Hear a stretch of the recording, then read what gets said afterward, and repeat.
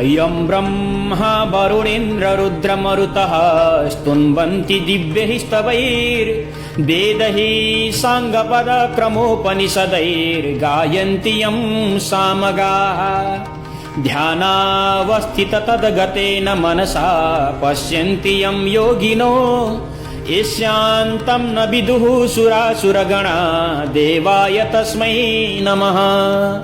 श्रीमच्चन्दनचर्चितोज्ज्वलवपुः शुक्लाम्बरा मल्लिका मालालङ्कृतकुण्डला प्रविलसन् मुक्तावली शोभिता सर्वज्ञाननिदानपुस्तकधरा रुद्राक्षमालाकरा वाग्देवी वदनाम्बुजे वसतु मे त्रैलोक्यमाता चिरम्। मुखं करोति वाचालं पङ्गुलङ्घयते गिरिं यत्कृपातमहं वन्दे परमानन्दमाधवम्। नमो भगवते तस्मै व्यासायामिततेजसे यस्य प्रसादात् वक्ष्यामि नारायण कथामिमाम्।